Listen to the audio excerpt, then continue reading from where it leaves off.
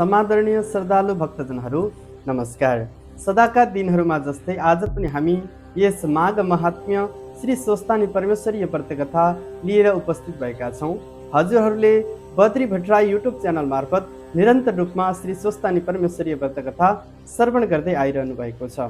हजुरहरू जो देश विदेश र आफ्नो जस्तोसुकै कर्ममा भए पनि मनमा भक्ति राखेर व्रत नलिए पनि श्री स्वस्तानी परमेश्वरी व्रतकथा श्रवण गर्नुभयो भने तपाईँहरूको जीवनमा आइपरेका सम्पूर्ण सङ्कटहरू स्वस्तानी माताको परम कृपाले नष्ट भएर जानेछन्। तपाईँहरूको जीवनमा सुख शान्ति समृद्धि प्राप्त हुनेछ र भगवानको अनुकम्पा निरन्तर रहिरहनेछ।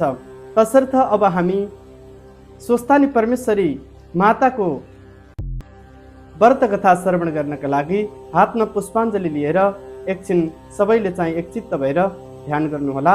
र आज हामी पुष्पाञ्जली गर्नका लागि तयार भएका छौँ। सबैजना अब हातमा फुल अक्षता चन्दन लिएर पुष्पाञ्जलीका लागि तयार भएर बसिदिनुहोला। ओम श्री गणेशाय नमः। ओम श्री सरस्वत्यै नमः। ओम श्री स्वस्तानी परमेश्वर्यै नमो नमः।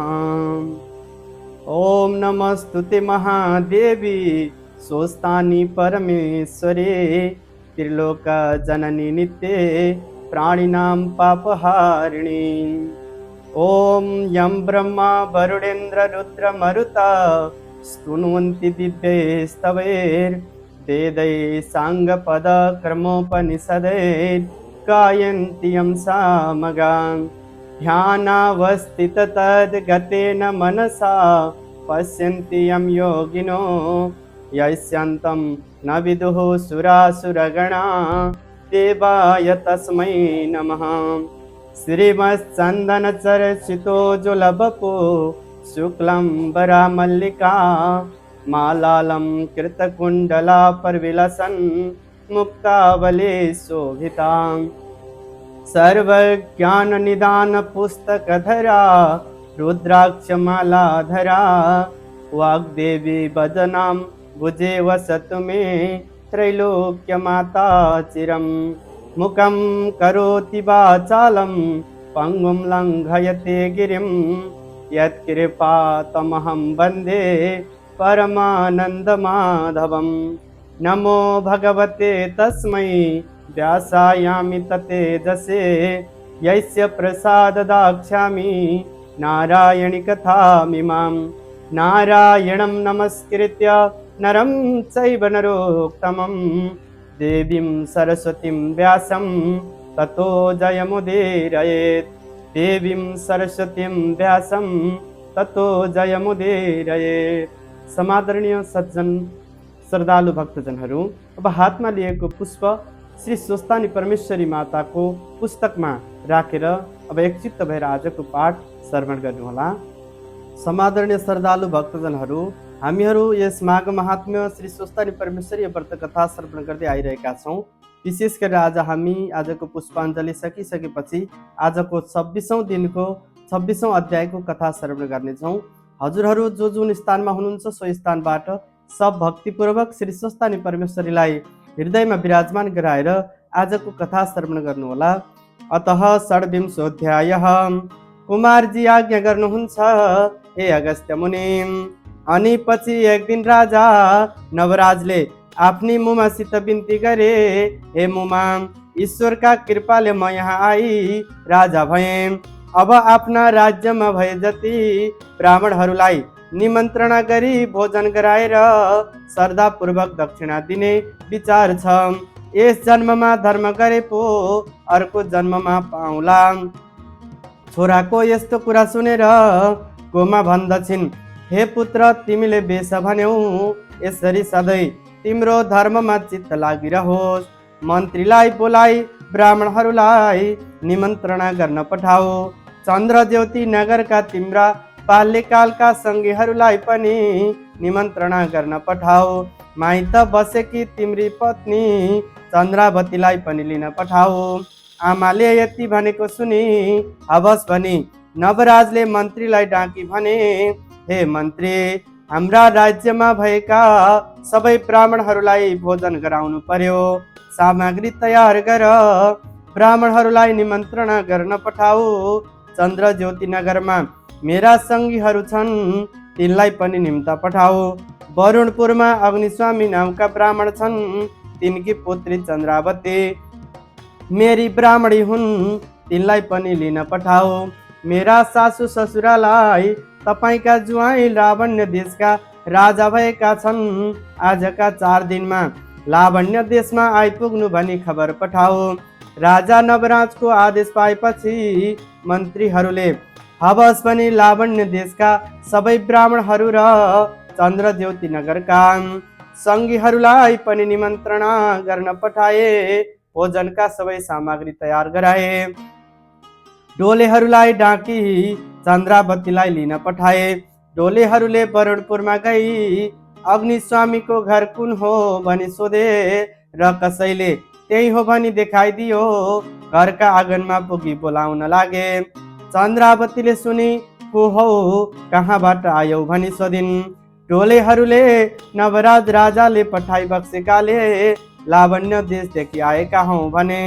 यस्तो सुनि आश्चर्य मान्दै चन्द्रावतीले भनिन्, हे डोले हो, तिमीहरूले नवराज राजा भनी अचम्मको कुरा गर्यौ। कसरी राजा भए सबै कुरा मलाई स्पष्टसँग भन। तब डोलेहरूले भन्दछन्, लावण्य देशमा राजा नहुँदा हात्तीलाई सुनको कलश र फुलको माला दिए। राजा खोज्न पठाइएको थियो। त्यस हात्तीले नवराजलाई देखि सुवर्णको कलशले अभिषेक गरी फुलको माला पहिराइदिँदा लोकले दरबारमा लगी राजा बनाए। चन्द्रावती रानी कहाँ हुनुहुन्छ, तुरन्त खबर गरिदिनुहोस्, अनि चाँडो नगए राजा हामीसँग रिसाई बक्सिन्छ। डोलेहरूका यस्ता कुरा सुनि चन्द्रावतीले मनमा आनन्द मानी चन्द्रावती नाउँ गरेकी उनकी ब्राह्मणी मै हुँ भनिन्। तब डोलेहरूले चन्द्रावतीलाई प्रणाम गरी बिन्ती गरे, हे महारानी, चाँडो जाउँ, विलम्ब नगर्नुहोस्। हजुरका बाबा महतारीलाई पनि आजका 4 दिनभित्र आइपुग्नु भन्ने निमन्त्रणा गरिएको छ। हामीले चिनेका छैनौँ, हजुरले नै भनिदिनुहोला। त्यसपछि चन्द्रावतीले लौ लौ हुन्छ भनी चाँडो माथि गए। आफ्ना बाबा महतारी नवराज राजा भएको र आफूलाई लिन पठाएको कुरा बताउँदै आज्ञा पाए जाँदी हुँ भन्दै बिन्ती गरिन्। अग्निस्वामीले यस्तो सुनि बहुतै खुसी भई, धन्य मेरो ज्वाइँ नवराज, मेरी छोरी पनि अब रानी भए। यस्तै भनी थरी थरीका गहना कपडा पहिराए। हे पुत्री, तैँले जन्म लिएको सफल भयो, विलम्ब गर्नु छैन, अब सायद गर भनी बिदा दिए। चन्द्रावती रानी हवस पनि डोलेहरूलाई खान पिउन दिए। बाबा महतारीलाई प्रणाम गरी आफ्ना छिमेकी साथीहरूसँग पनि बिदा भए। म्यानमा बसी लावण्य देशतर्फ प्रस्थान गरिन्। चन्द्रावतीका सङ्गिनीहरू, अरे यो चन्द्रावती आफ्ना पति परदेश गएका बेलामा दुःखमा परेकी सासूलाई एक्लै छोडी माइत आएर बसेकी थिए, तै पनि रानी हुन पाए भनी आपसमा कुरा गर्न लागे। आफ्नो माइती वरुणपुरबाट म्यानमा चढी जाँदा जाँदा रानी चन्द्रावती ठुलो वनमा पुगिन्। त्यस वनमा कतै मृग आदि वन्य जन्तुहरू आफ्ना जोडीका साथ शीतल ठाउँमा बसिरहेका, कतै राजहंस आदि पक्षीहरू तलाउमा खेलिरहेका, कतै गुराँस पलास आदिका रुखहरू फुल एवं फलहरू लटरम्म परेका, माहुरी भमरा आदि बुन बुन गरिरहेका थिए। यस्तो वनमा पुगेपछि डोलेहरूले महिलाहरूको एक समूह पूजा गर्नका लागि टाढैबाट देखे अनि डोले म्यान भूमिमा राखी, हे महारानी, हामीलाई भोक लागेकाले त्यहाँ पर केही पाए खाइ आउँछौँ, हजुर एकछिन यहीँ बस्नुहोला भनी चन्द्रावतीलाई एक्लै छोडी महिलाहरूको पूजा स्थलमा गए। डोलेहरू त्यहाँ पुगी भन्दछन्, डोलेहरू त्यहाँ पुगी भन्दछन् यहाँहरू को हुनुहुन्छ, कहाँबाट आउनु भएको हो र कुन देवताको पूजा गरिरहनु भएको हो। ती महिलाहरूले भने, हे मनुष्य हो, हामी स्वर्गका अप्सरा हौँ, हामी यहाँ श्री स्वस्तानी परमेश्वरीको पूजा गर्दैछौँ। यस्तो सुनि हामीहरूले पनि यो पूजा गर्न मिल्छ कि भनी टोलीहरूले सोधे। अप्सराहरूले हुन्छ भनेपछि टोलीहरूले, हामीसँग सामग्री छैन, हजुरहरूका साथमा हामीलाई पनि पूजा गर्न दिनुहोस् भने। त्यसपछि अप्सराहरूले आफूसँग टोलेहरूलाई पनि पूजा गर्न दिए। टोलेहरूले अर्काको भारी बोकेर कमाएको द्रव्य भेटी भनेर चढाए। पूजा गरिसकेपछि अप्सराहरू भन्दछन्, हे मनुष्य हो, जसले श्री स्वस्तानी परमेश्वरीको व्रत गरी कथा सुन्ला अथवा सुनाउला अथवा तिनको महिमाको पुस्तक घरमा राख्ला, त्यसका सबै पाप, दुःख, दारिद्र्य, शोक, सन्ताप नाश हुँदै जालान्। अन्त्यमा दिव्य देहली कैलाशमा बस्न पाउला। बाटो लागेका तिमीहरूले ठुलो श्रद्धा गरी यो व्रत गर्यौ, तिमीहरू धन्य रहेछौ।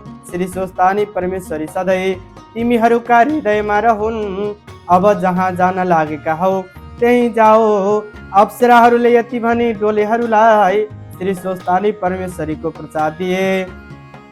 डोलेहरू भन्दछन्, हजुरहरूका कृपाले श्री स्वस्तानी परमेश्वरीको पूजा गर्ने सौभाग्य मिल्यो, अब हामी जान्छौँ। यति भन्दै अप्सराहरूलाई प्रणाम गरे डोलेहरू चन्द्रावती भएका ठाउँतर्फ गए र अप्सराहरू पनि स्वर्ग गए। जय जय श्री स्कंद पुराणे केदार खंडे माघ महात्म्ये कुमारगस्त संवादे श्री स्वस्तानी परमेश्वरी व्रत कथायां चंद्रावती लावण्य देश प्रस्थानम नाम षड्विशोऽध्याय। हरये नमः।